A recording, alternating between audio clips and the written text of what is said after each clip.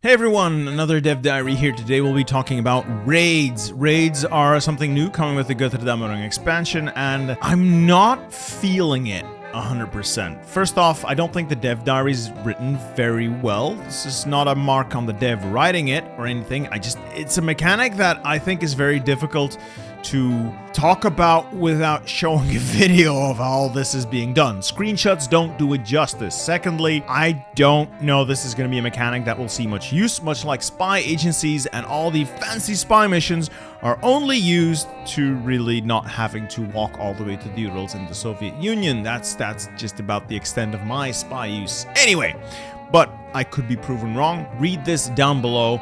I have a link to the Dev Diary itself. It's interesting enough. I just think it's not the right medium for discussing raids. But we'll try and take a look. We'll look at the kinds of raids later at the end of this. First off, what is a raid? How does it work? What are the mechanics?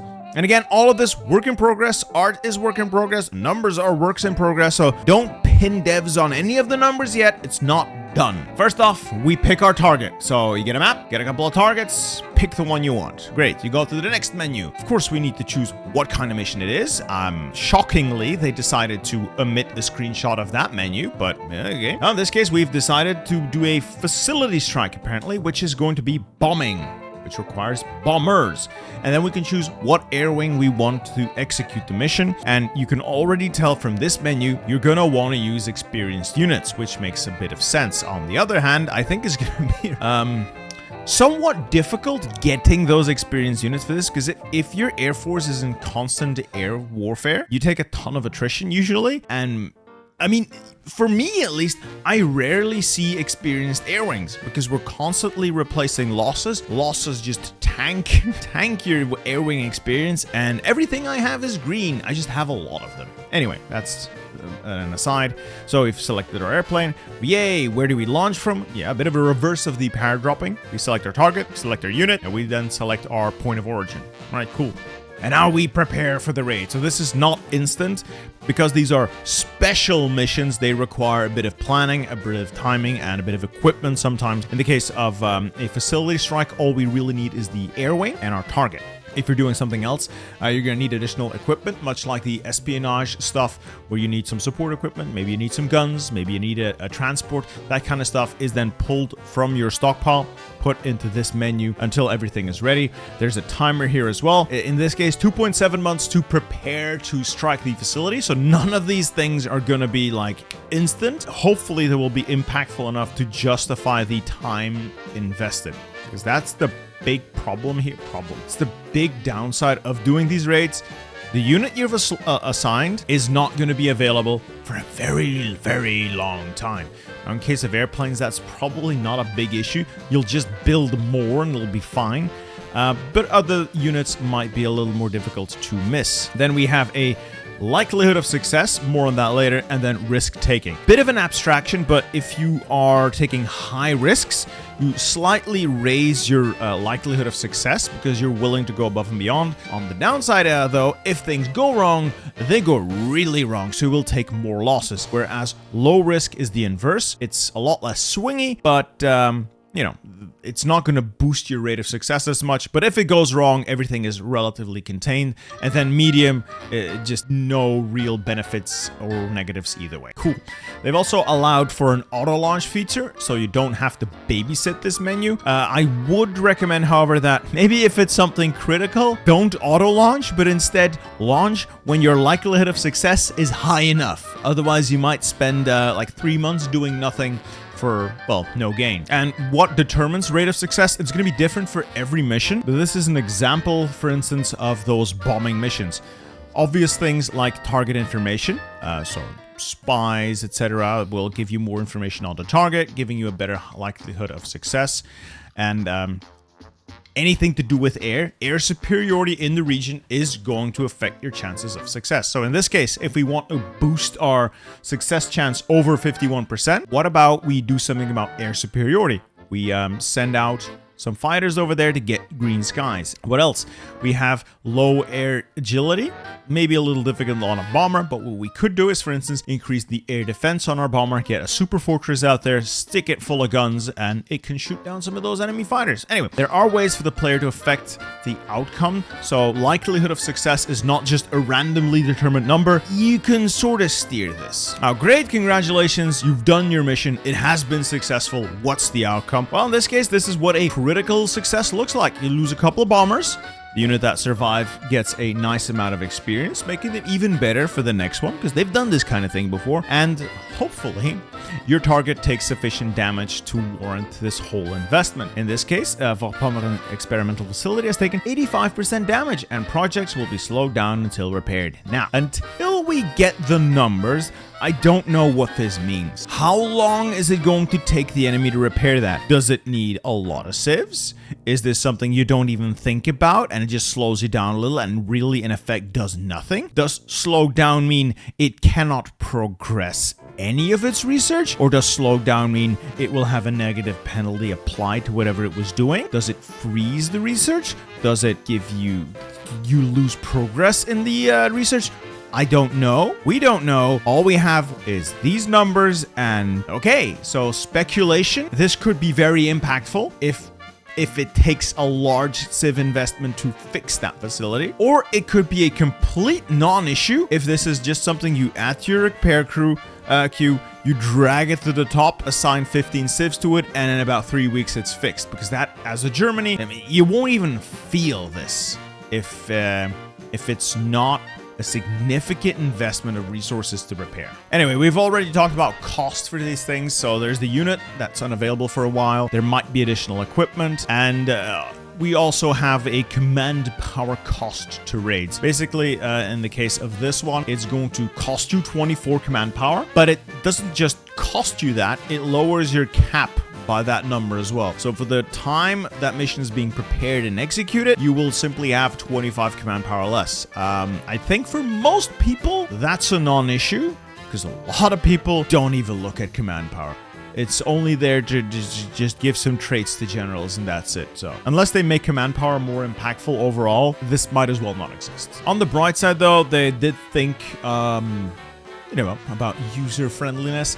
There's going to be some map filters to show you the raids that are available. There will either be a raids map mode that shows them all, or you can have them overlaid in the land, sea, and air map modes. At least it's not just a menu that you have to go pick from a list, which actually might not even be a bad idea. Again, I might sound a bit negative over this.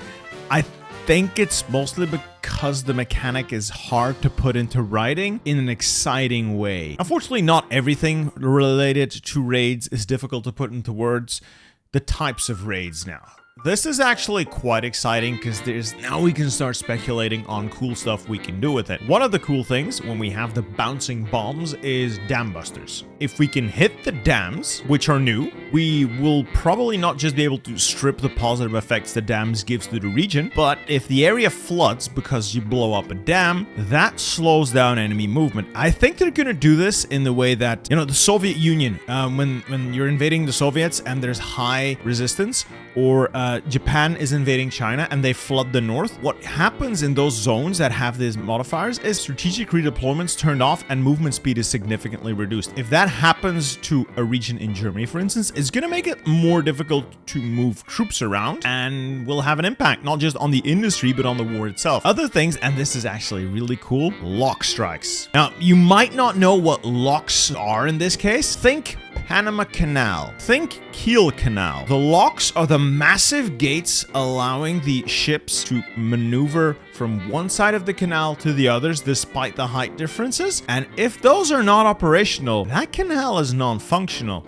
So using those kinds of missions, you can probably disable the Kiel Canal, which is slightly less relevant because they can still go up through the Denmark Straits, but you might also be able to dismantle or disable the Panama Canal, which could be a bit of a problem for the Americans in maneuvering their Pacific and Atlantic fleets, because now they have to go all the way around the Cape. That kind of stuff's neat. Now, they do say you can't blow up the Suez because, Suez Canal doesn't have locks. It's literally just a big trench through flat desert and it's somewhat harder to blow up. All you can really do is put a tanker in sideways. Of course, you can also use them to blow up enemy super weapons, which we already know. Don't know how useful that's gonna be, but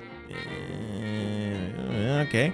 But now the one I think will actually see use. Target enemies' resources. For instance, deploys the oil fields as the USA did in Operation Tidal Wave. What if, as Germany, you take out Soviet oil before you start Barbarossa, making it even easier? Well, I say even easier, they might make it more difficult in the future, but for instance, take out your enemy's oil. Without oil, fuel's a problem. Without fuel, no air force, no navy, no armor. That is a significant amount of damage you can do with a relatively small investment. If that works out, you can cripple the Axis, because that is the main problem the Axis have, a lack of oil. They have Romania and they have the Soviets to trade with. Once they go to war with the Soviets, all they really have in large amounts is Romanian oil. Blow up the Romanian oil. The Axis war industry can only run on its reserves for probably a couple months, and that's it. That's it. It's gone. So this might be an impactful way of hurting the enemy using raids. And nuclear strikes. Nuclear strikes are being changed. No longer will it just be a button we press and a bomb drops if we meet the requirements. No, it will be raids that will need to be pre-planned ahead of time. A significant investment will be made, but the outcome will be much more impactful, at least so they promise. So all the usual you do, the devastation as you would expect, but also a lingering effect. So they say lingering effects. They don't show us the lingering effects, but I would assume a loss of population, maybe a loss of resources in the zone, and very likely complete destruction of all the buildings like it does now, but maybe also make it either unable to be rebuilt, considering how long it takes to rebuild, or take a significantly longer time to repair those places. So you could potentially annihilate an enemy's industry if you just start chucking nukes at them. And then finally, there will also be custom raids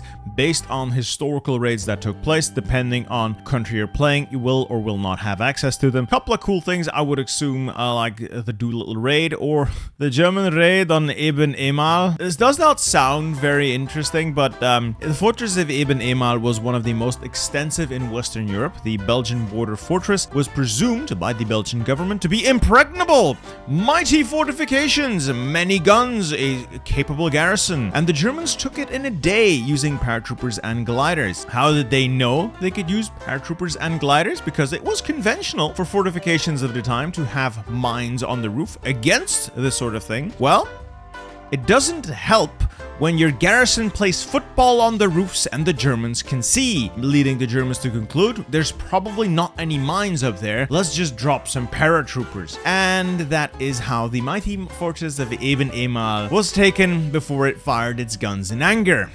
Yeah, that was embarrassing. Anyway, other things to be done as well, like the British bombing raids on Berlin, Operation Jericho, where you try to free some French resistance fighters.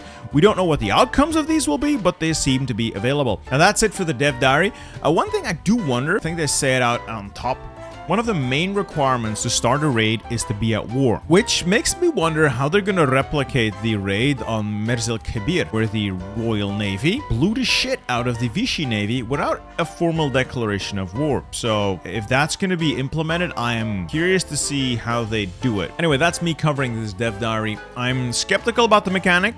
I want to get my hands on it. It looks cool with potential. We'll have to wait and see how useful it's actually going to be. And again, read the Dev Diary yourself. It has the information you want in it. I just think it's very difficult to really convey how impactful raids are going to be based on what's written here. Anyway, hope you guys at least enjoyed the video. If you didn't, well, that's your problem. I'll see you guys next time. Goodbye.